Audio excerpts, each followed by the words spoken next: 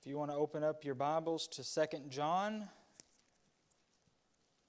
that is where you should open your Bibles. You could have it open anywhere if you want, but that would be the best place. Make the most sense. Because we are pushing right through this study of one-chapter books. Speaking of which, does anybody need a book of one-chapter books?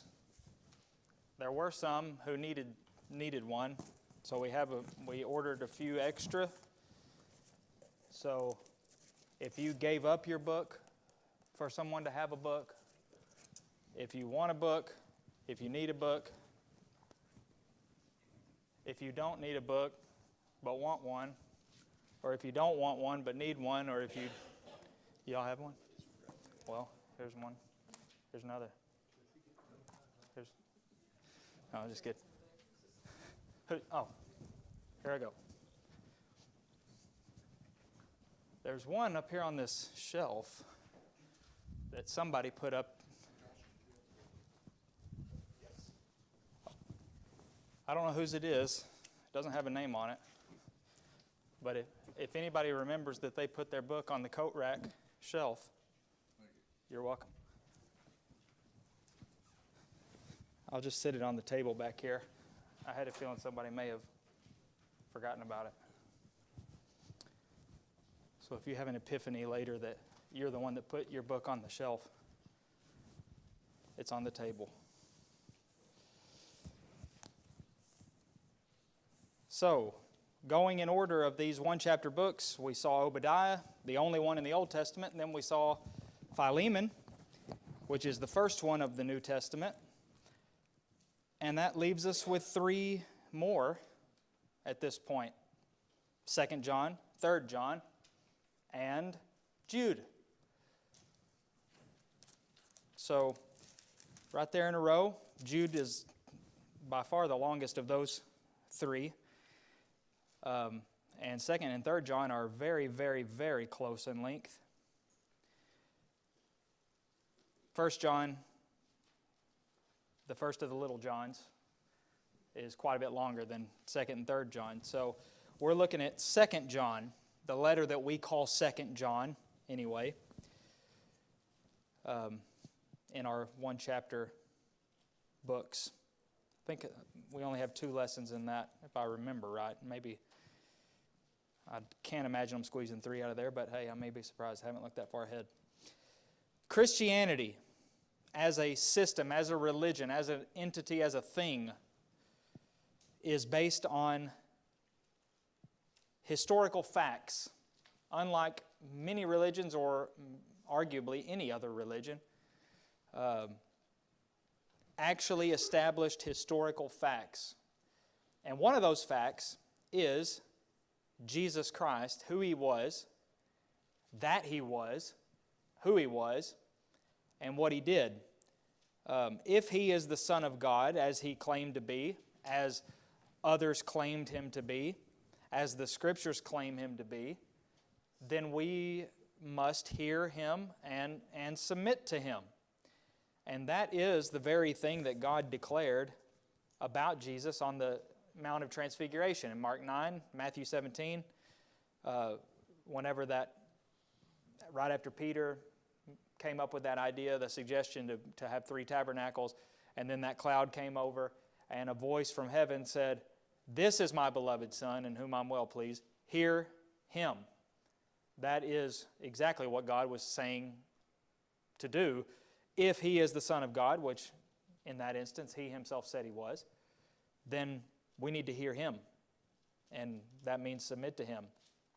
Moses and Elijah were great men of God, faithful, worthy of imitation in a whole lot of ways. But Jesus is in a class all by Himself. He was Emmanuel. Remember what Emmanuel means? God with us. That name alone, even though He wasn't normally called that name,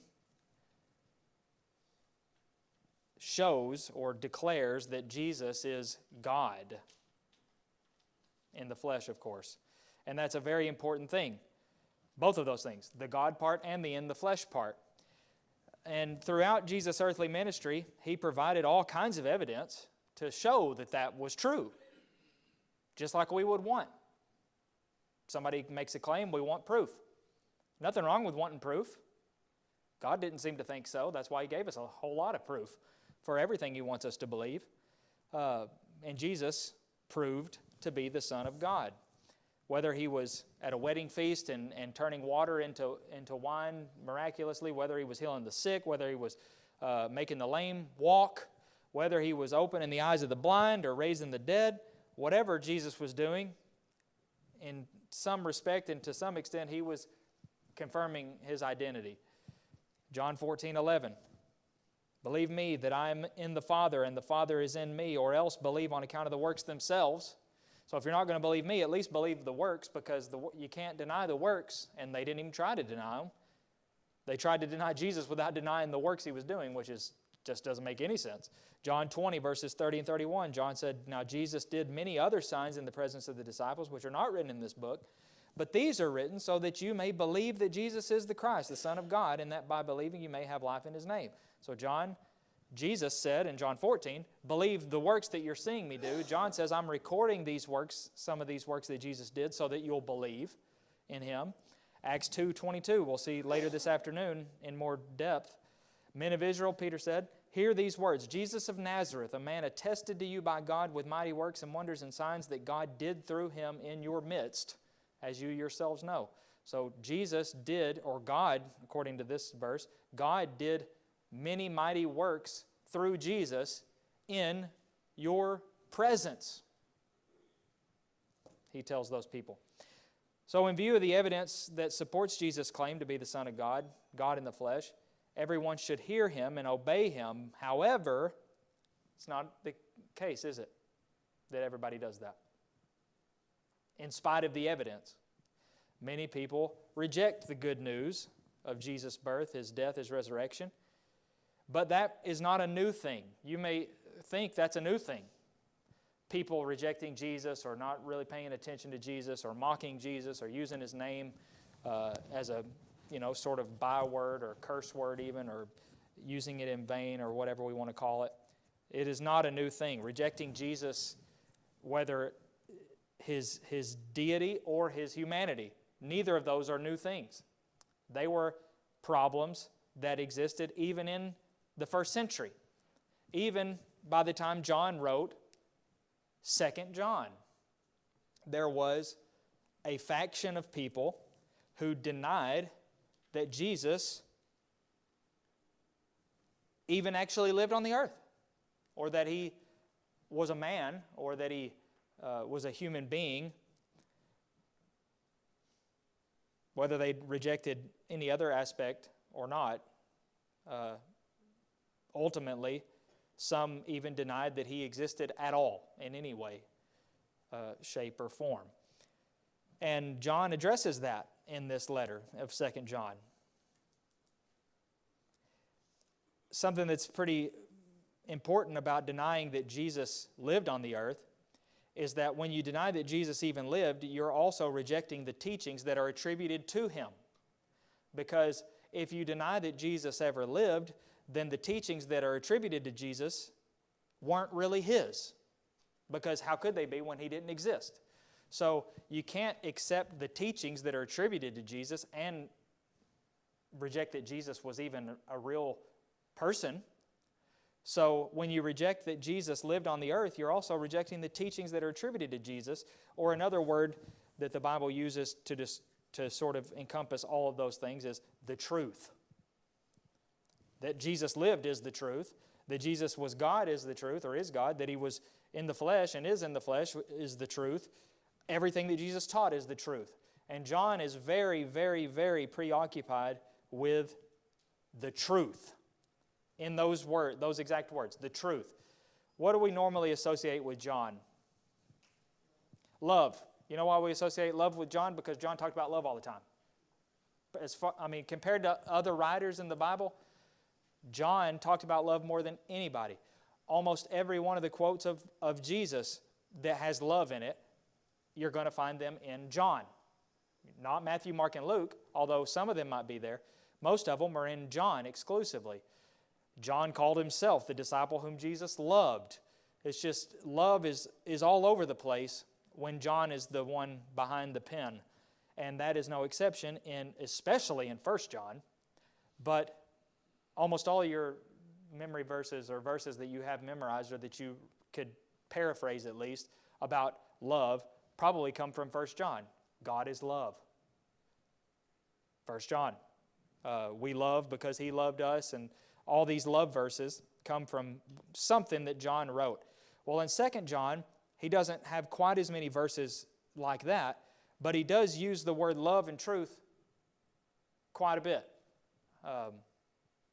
So he is very concerned with the truth and love and what relation those two things have to each other, which is very important. And basically, rather than following the path of rejecting Jesus ever lived or rejecting the teachings of Jesus, John was encouraging his recipients here, which ultimately is everybody, to walk according to His commandments, not his own, but God's commandments, the Lord's commandments. As we see in verse 6, we have to accept and obey Jesus' teachings because of who He is. If you accept who Jesus is, you must accept and obey His teachings. Because why would you accept who He is and then reject His teachings? But people do that too, don't they? Jesus even addressed that Himself. Luke 6:46, why do you call me Lord and not do the things that I say? I quote that verse often because of how powerful it is today, or should be today, and how applicable it is. Why do you call me Lord and not do the things that I say? It doesn't make any sense at all. But some people were going to do that and do that. Some people already were doing that, as well as rejecting that Jesus ever lived and therefore rejecting His teachings. That at least makes more sense than trying to accept who Jesus is and rejecting His teachings. So, we'll look this morning at the first 6 verses of 2 John. That may not seem like a very big section, but based on some of the things that John says in these verses, it could easily occupy the time that we have. Especially verse 6 alone is a very important statement that he makes, and not for the first time. We'll refer back to one of the things he says in 1 John, very similar. Any thoughts or comments or anything on that? That much?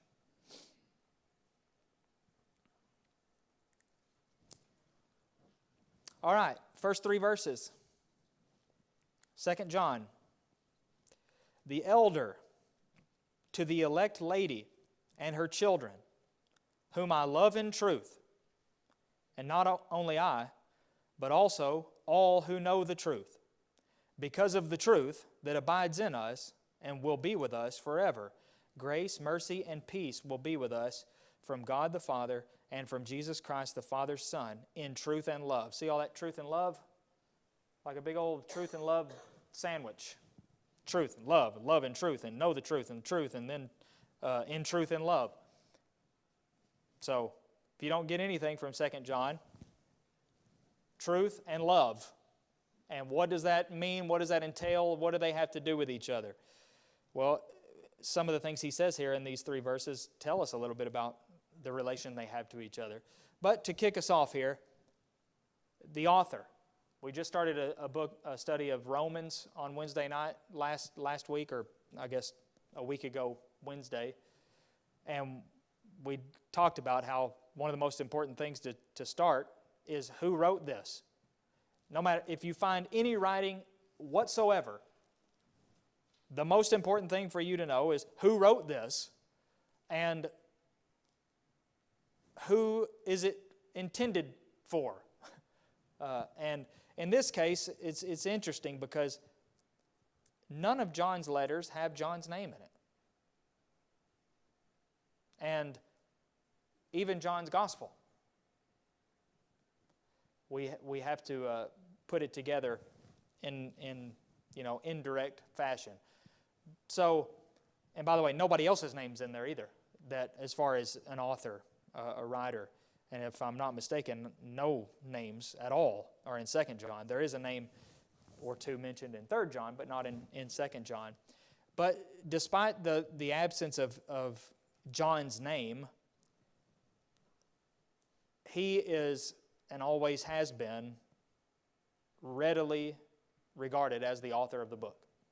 In fact, one writer said, no letter attributed to John bears any name or definite and indisputable indication of the writer. Nevertheless, the authorship is not really doubtful. The fourth gospel and these 3 epistles are too closely linked together to be separated and assigned some to one author and some to another. And if they are all by one writer, that writer, beyond all reasonable doubt, is St. John the Apostle. So, in other words, John, the gospel record that we call John, and then 1 John, 2 John, 3 John, are so similar and so closely related and linked that you can't conclude anything but that the same person wrote all 4 of them. And if only one person wrote them,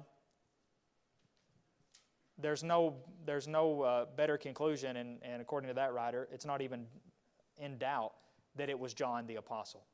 So we could spend all the rest of our time diving into that and why that conclusion is the one that's been made, but that's just the bottom line, that for centuries, the Apostle John has been considered to be the author of John, the fourth gospel, and these 3 general letters.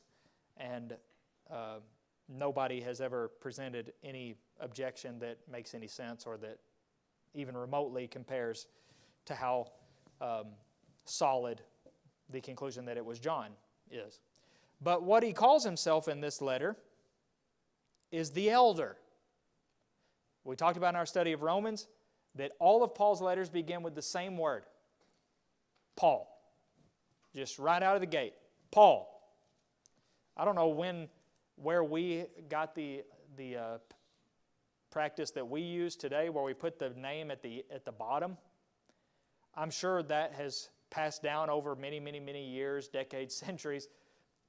But when you think about it, it doesn't really make a whole lot of sense, does it?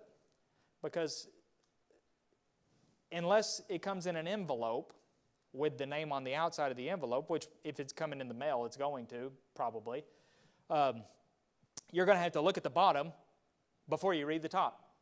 But Paul, first word in the letter, this is who it's from, Paul. And here's who it's to, whoever. Well, this letter is the same, except he doesn't use his name. He calls himself the elder, which could be a little controversial. We've talked about elders in the church before, many, many times over the years, and how each congregation of the Lord's church was ordained by God to have plural elders. Now, where men qualify, that is, if they don't qualify, if there are no qualifying men, then there's nothing inherently wrong with not having elders, but there is quite a bit that can be practically less than ideal in that case. So why would John or this writer call himself the elder? Doesn't that kind of give the idea that he may be referring to himself as the sole elder of a certain congregation, or even maybe some sort of position that's above elders that is over a lot of congregations? What do you think?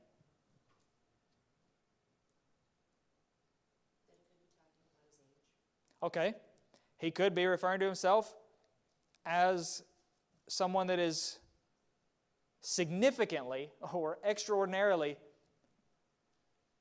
advanced in age, the elder.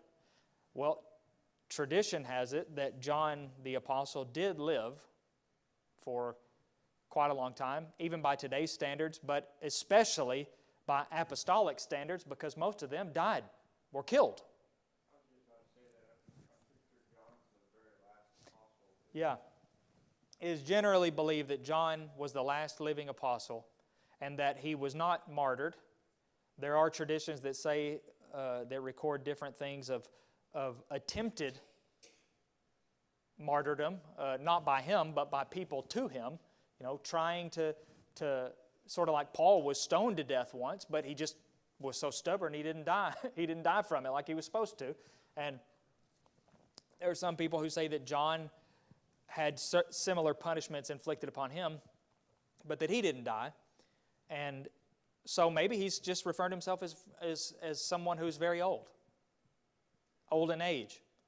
Or maybe he was an elder in the church, but the fact that he calls himself the elder doesn't necessarily imply or mean automatically that he was the only elder of a group of Christians or something even above that, not in any way, shape, or form. Somebody can believe that if they want, but there's no reason to conclude that because just by the words, the elder. That's just a couple of possibilities there. He served as an elder in a congregation. Maybe he was referring to his advanced age. But the point is, the people to whom he's writing obviously know who he is just by those words, the elder. Or else, makes no sense, does it? Because they're going to read this and think, I have no idea who this is from. The elder. Obviously, they knew who that was. The recipients are equally mysterious because he says, to the elect lady and her children.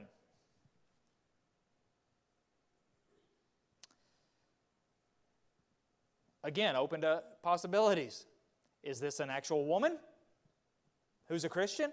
Because that's what elect lady would mean. But there's also occasions where lady or some sort of female pronoun, is used of things that are not women, are they? Or things that are not even people. Like the church is sometimes called a her or she. Or, we use language like that even today quite often. Maybe this is a woman, and maybe he's talking about her actual children, but it seems to be more likely that this is a congregation or a group of Christians that he's referring to as an elect lady, and the children being the members of that congregation individually or separately. And it seems, that's just one possibility. He could be talking to a Christian woman whose family have also been converted. Absolutely possible. Could be even that he's talking about the church at large and Christians at large. Any one of those three possibilities are equally viable, and you're free to choose whichever one you think. But the point is, he's telling them, whoever they are, I love you in truth. And I'm not the only one. But everyone who knows the truth loves you in truth. Okay, let's think about this for a second. What does it mean to love somebody in truth, do you think? What do you think he meant when he said, I love elect lady and her children, whom I love in truth? Okay. The way Jesus described love and commanded love, which, by the way, if that's the case, John is literally directly equating Jesus' words with truth. Jesus said to love this way. That's the way to love in truth. So what Jesus says is truth. Whether or not that's what he meant, that is definitely a true statement. So, I love in truth. What does it mean to do anything in truth? Yeah, Wayne? Well, God so loved the world that he gave us his son. Love is a foundational principle of everything we do. If we're going to do something for someone, it should be out of love. If we're going to correct someone, it's out of love. All things have to be done in the spirit of love, doing what's right, doing what's best. Yes. And that is all part of truth, isn't it? And it's eternal, because it lasts forever. It's the one of the three. Yes. It lasts forever. He says, here's why not only I, but all that know the truth, love you in truth, is because of the truth that abides in us and will be with us forever. So because of the truth, all those who know the truth love each other in truth.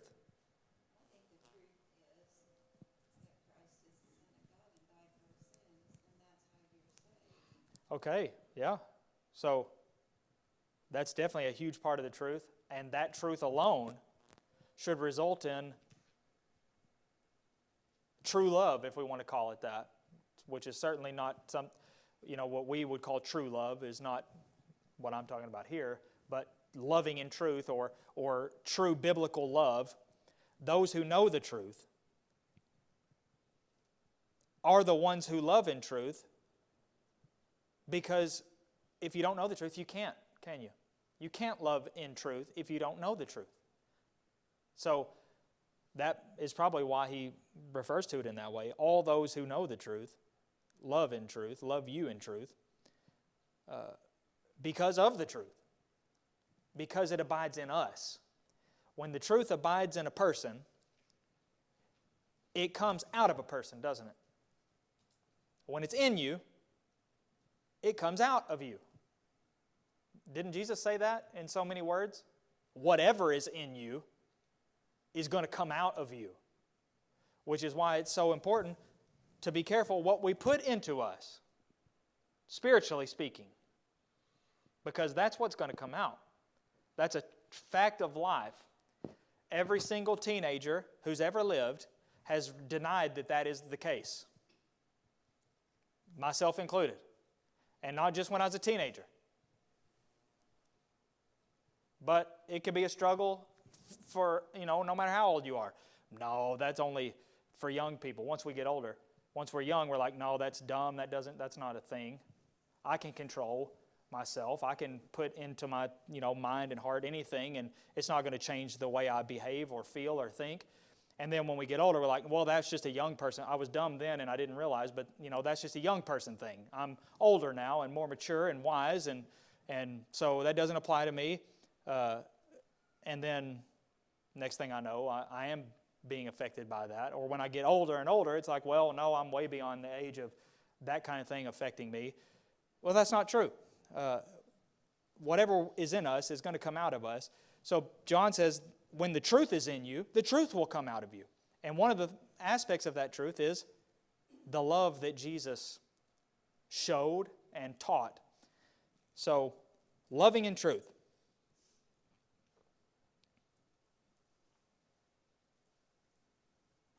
And then he says it again right there at the end in verse 3.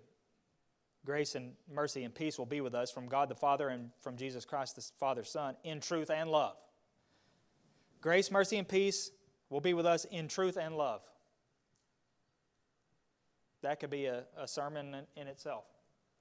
We want truth and love to be all around us, or we want grace, mercy, and peace, rather, to be part of us individually and as a collective group, then truth and love better be among us. Can't have one without the other. Verse 4 then, he says, and anything that we just talked about is not over yet. So if you have any thought or comment, you'll have the opportunity before we're done here. He says, I rejoiced greatly, in verse 4, to find some of your children walking in the truth, just as we were commanded by the Father. So John says, I have a reason to rejoice, and I did rejoice. He rejoiced to hear about or find, maybe directly, some of your children, and again, that will depend on who we think the elect lady and her children are, whether it's Christians, whether it's the actual children of a certain woman, her family. His point is, I rejoiced when I found that some of you were walking in truth, in the truth. Well, that leads us to another question, even though we've sort of already answered it. What is walking in the truth?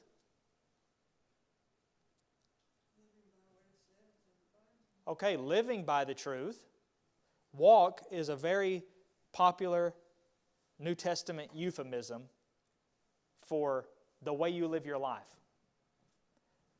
Your walk, the way you walk is the way you live. So anytime you read about somebody talking about the way you walk or walking in this or walking in that, just in your mind, replace that with live. Living in the truth. Which leads us to the next question. What does it mean to live in the truth? Well, I know what truth is. The truth is something that's true. Duh, everybody knows that. What does it mean? How can I walk in the truth? Or how can I live in the truth? Okay. Perpetual state of what?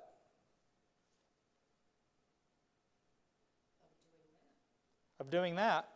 See, it's hard, isn't it?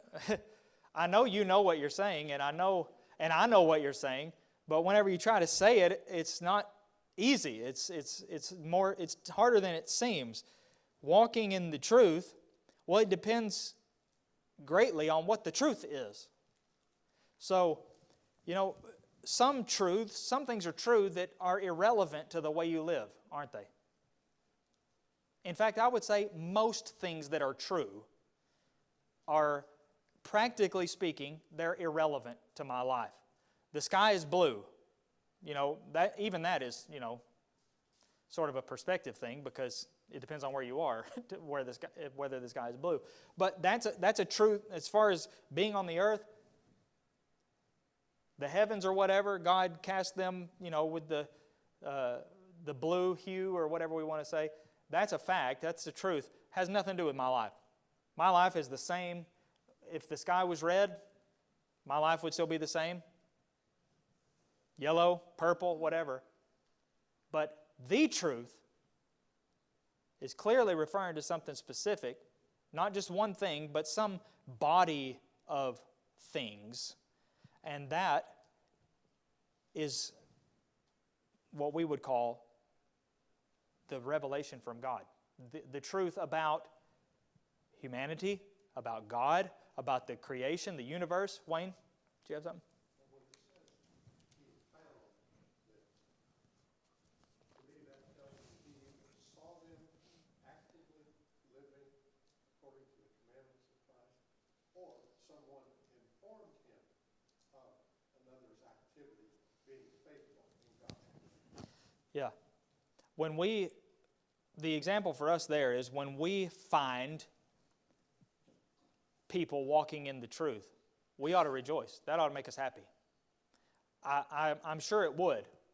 I don't have to tell you that. But how happy does it make us? How important is that to us?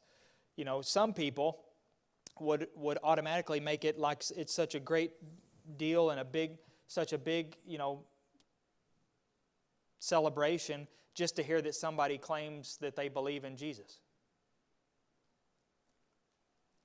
Well, John didn't say, I rejoice greatly to find that some of you believe in Jesus, even though there are people walking around that are saying Jesus never lived. He said, I rejoice greatly to find that some of your children are walking in the truth. There's a big difference between simply believing in Jesus, so to speak, and walking in the truth.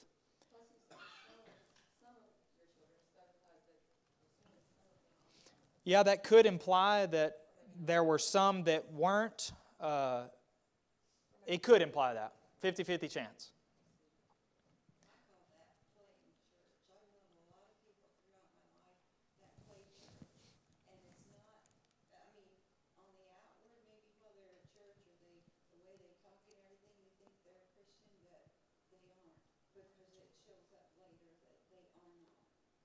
Yeah. Playing church.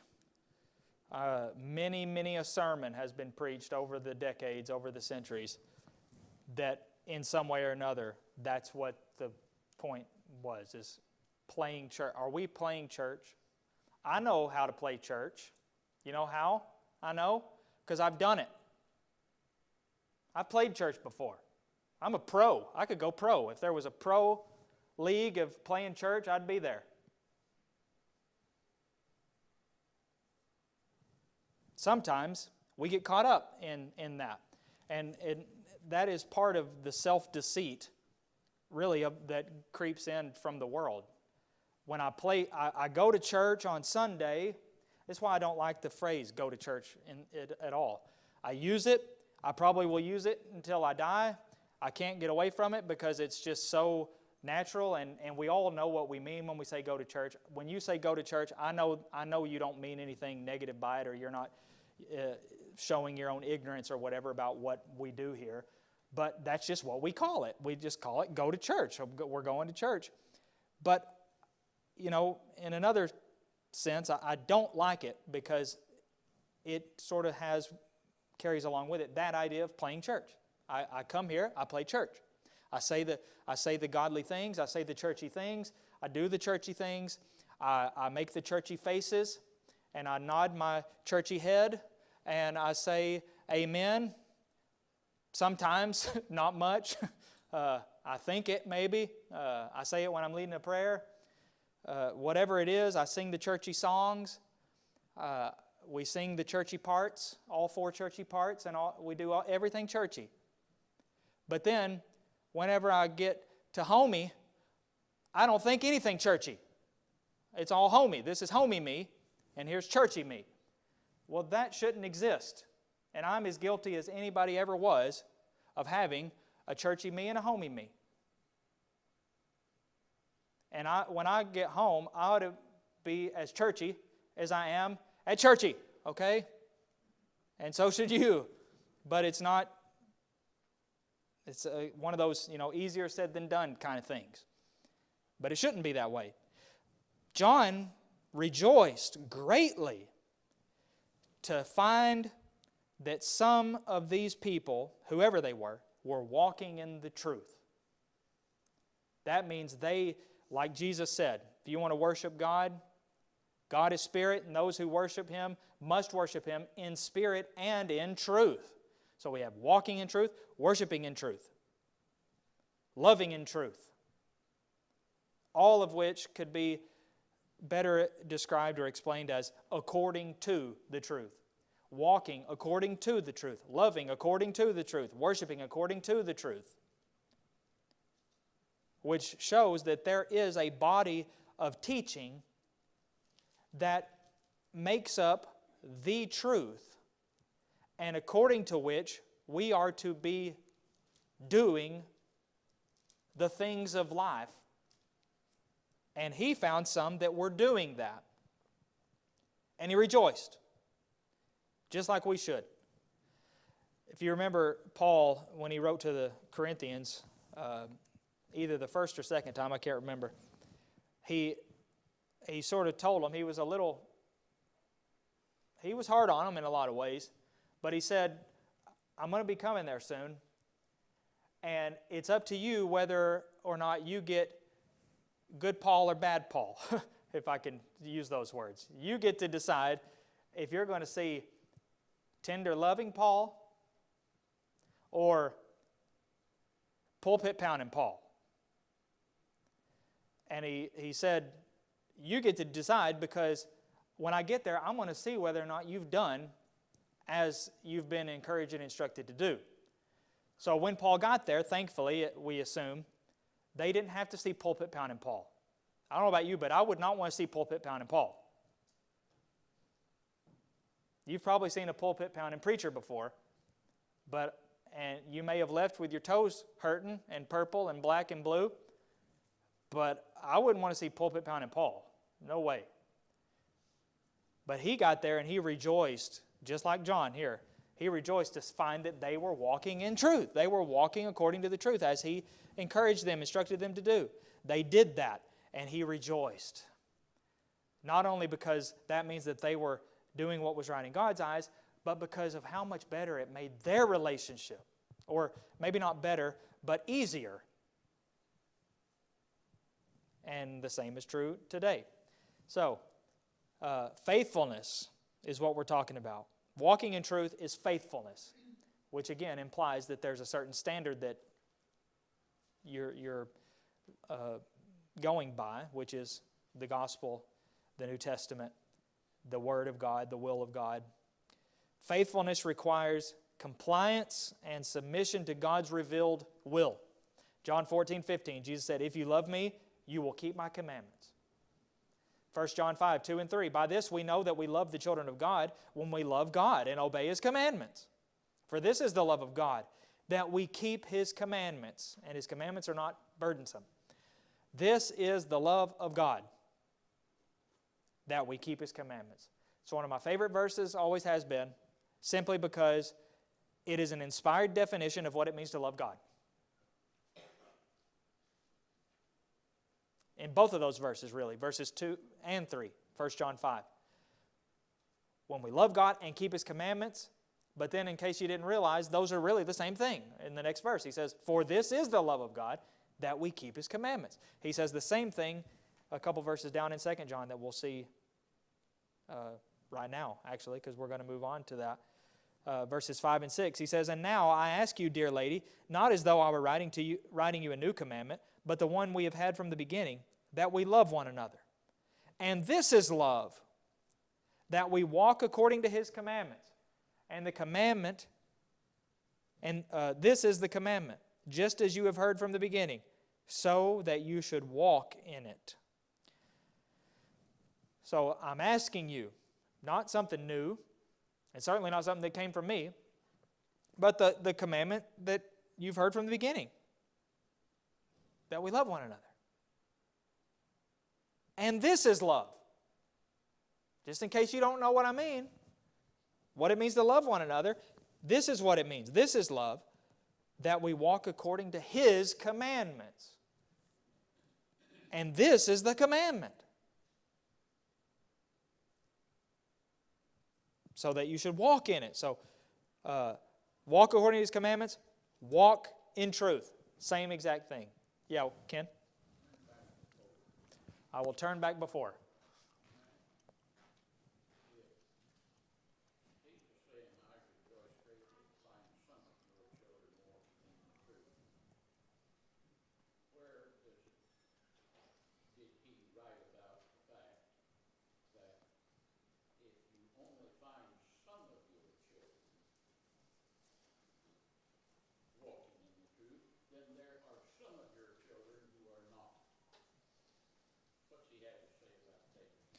Well, that just depends on whether he means that at all. When he says some, you know, he could have some in mind that weren't, like you said, or he could just be emphasizing the some that were without any thought of any others at all.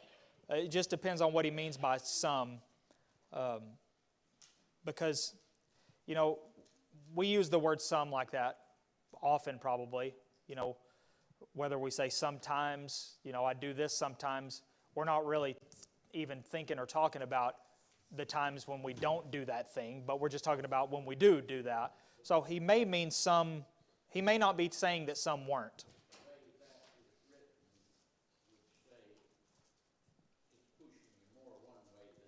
It does open up the possibility that he is talking about, or he is specifying some that were, as opposed to some that were not walking in truth. And if he is referring to some who are not walking in truth, he doesn't really say a whole lot about that, other than in the next section that we'll see next week, he does go into it after that, in beginning in verse 7, where he says, for many deceivers have gone out into the world. So, if he is referring to some also who were not walking in truth, he does address that to some extent when he gets past verse 6, when he talks about there are many deceivers in the world, so you need to watch out, watch yourselves, so that you don't lose what you have worked for. In other words, so that you don't stop walking in the truth. So, to answer the question, I guess, he is going to address it in the next section, verses 7 through 13. Whether he addresses it, you know, head on or not, he does address it at least indirectly. Whether he's talking about some that weren't walking in truth or not, he does talk about the danger of becoming someone who's not walking in the truth. So, what does it mean to love God? 1 John 5:3, 2 John 6. It means obey God. Love God equals obey God. Keep His commandments. So, whenever somebody talks about the concept of loving God, the instinctive thing to think about is the way I think about God. Do I love God or do I hate God? Well, when I think about God, I don't hate Him. I'm not filled with negative feelings. So, yeah, I love God. Well, according to God, what it means to love God is if you keep His commandments. Now, do I love God? Do I keep His commandments? That is the determining factor for whether or not I love God. And John, the apostle who talked about love so much, addresses that. Yes? I have the New American Standard, and the word some is italicized, which in this Bible, it means that that word was not found in the original manuscript. Okay, so some is italicized, and that would basically mean that when you take that word out, it sounds very awkward.